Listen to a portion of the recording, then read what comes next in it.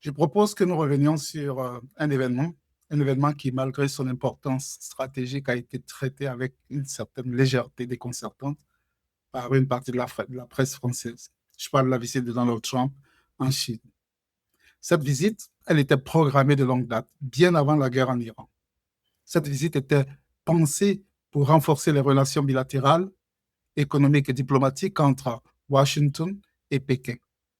Ce n'était pas une visite pour parler de la guerre en Iran. La guerre en Iran n'est qu'un épiphénomène. C'est un bruit de fond qui est venu se greffer à cet événement, à un agenda qui était déjà pensé depuis longtemps. Et donc, ne traitons pas cette visite comme une consultation pour la résolution du conflit iranien. Alors, ce qui frappe d'abord dans cette visite, c'est l'accueil hors norme réservé à Trump à Pékin. Pékin a déroulé un cérémonial rarement accordé à un dirigeant étranger, des parades populaires, la diffusion de la visite en boucle sur les médias d'État. Ce sont des gestes symboliques d'une rare intensité, un accueil quasi impérial qui contraste violemment avec les réceptions strictement protocolaires qu'ont reçues Emmanuel Macron ou même Barack Obama.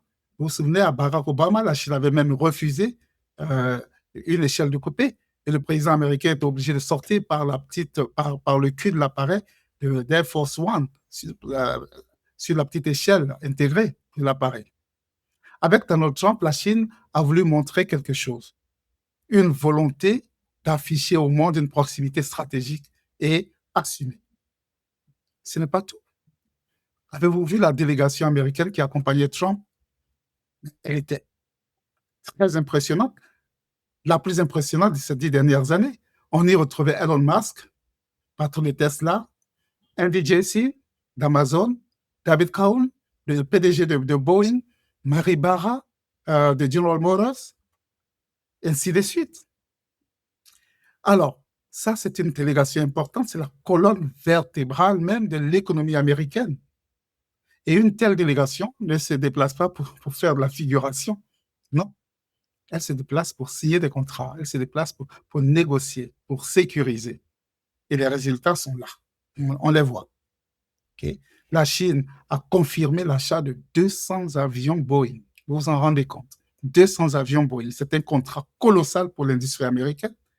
En plus de cela, des discussions sont en cours sur 500 Boeing 737 MAX supplémentaires, ainsi qu'une centaine d'appareils de long courrier.